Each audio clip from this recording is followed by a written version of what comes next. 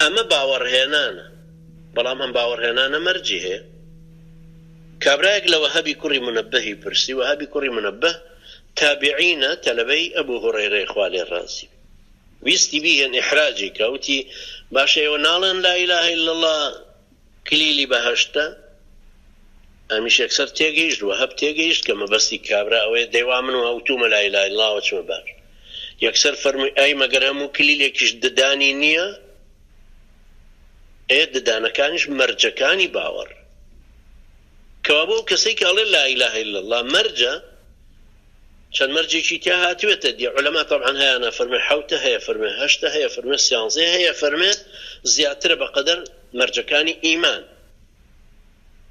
مثلا خوای پەروەردگارە فەرمێ فەعلەم ئەنەهو لا ئیلاهە ئیلا الله، ئاەتی 90 سورەتی محەممەدە کەوا بوو کە ئەفەرمێ ئەبێ بیزانی کەوا بوو زانین مەرجی ئیمانە. ئەمە یەکەمیشتە، یعنی معنای گشتی مەرجە بزانە لا ئیلاهە ئیلا الله، یعنی نەفیکردنی کردگار و نەفیکردنی خوایەتی غیری خوای پەروەردگار و نەفیکردنی حاکمیەتی غیری خوای پەروەردگار. ئەبێ معنای عامی ئەمە بزانە کە چیەگەین. دووەم دڵنیایی بوون لێی دڵنیابێ، نەک ڕاڕابێ و دوو دڵ بێ و گومانی تێک وەڵاهی یعنی ئەگەر دنیا کۆتایی هات و قیامەت هات کرد ئەو کاتەش خوای گەورە غەفور و ڕەحیم. یا مسلمانێک بە هیچێکی تری ئەهلی جاهیلیەت دەڵێ کاکە خۆ زەرەرمان نەکردو، ئەگەر قیامەت بوو زیندوو بووینەوە ئەوە ئێمە خازانجمان کردو. ئەمە ئیمان نییە.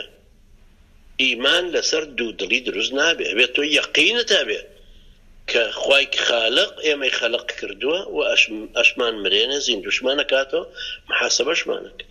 کەوا بوو لە مەرجەکانی باوەڕ زانین، دڵنیابوون، ملکەچ بوون. ئێوە کەسەی دڵنیاش بێ ئەشزانێ کە لا ئیلاهە ئیلا الله کە ڕاستە و خوای پەروەردگار کردگار و خوایە و حاکمی مطلقە، بەڵام ملکەچی فەرمانەکانی نابێ. ئەبێ یەکێ لە مەرجەکانەوەی ملکەچ بوونە بۆ هەموو ئەو مانە واتە و ئەحکامانەی کە لەم دینەوە هاتوون کە وەحی خوای پەروەردگار. چوارەم خواویستی، ڕاستگۆ بوون، صدق لەگەڵ خوای پەروەردگار. مەرجە ڕاستگۆ بێ لە باوەڕەکە، مەبەستی خوای گەورە ڕزامەندی ئەو بێ لە کاروبارەکانیەکەیکە. خودی ڕاستگۆییەکە مەرجێکی ترە، یعنی لەگەڵ خوای گەورە و لەگەڵ خۆی و لەگەڵ خەڵکی تریشا ڕاستگۆ بێ کە باوەڕی هێنا و دووڕوو نەبێ، یعنی هەر بە سەرزارەکی باوەڕی نەهێنابێ. اینجا وەرگرتنی لا ئیلاهە ئیلا الله کە و ئەحکامەکانی کابراڵێ بەڵێ لا ئیلاهە ئیلا الله وەڵڵای کاکە من بەخوا برا منش مسلمانم و کاکە منش بەقەدەر مەلایەکی 12 عیلمە زانم بۆ وەڵڵای برا نوێژەکانم بۆ ناکرێ. ئەڵێن باشە زەکاتت دا؟ نەوەڵڵای بەڕاستی منەوە چەند ساڵە زەکاتیشم نەدا. باشە ماشەڵڵا جنسیەت هەیە، پارەت هەیە، تۆ لە ئەوروپای ئەی چووی بۆ حەج؟ ناوەڵار بیریشم لێ نەکردوت. ئەی باشە تۆ بەچی مسلمان بووی؟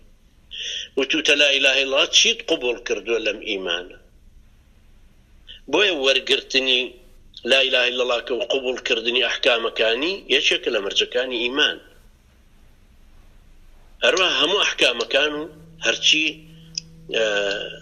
پێوەیانەوە ڕەبتە نابێت ڕەفزیان کاتەوە لەسەر یەکجینا ناشێ، چونکە خوای گەورە فەرمێ فەلا وەڕەبیکە لا یؤمنون حەتى یحەکیموکە فیما شەجەر بەینەهم. سوێن بە خوای پەروەردگارت باوەڕیان نابێ هەتا تۆ نەکەن بە داوەر لە نێوانی خۆیانە لەو چێشانەی کە ڕووەدا تاکو یەکلای یەکەن.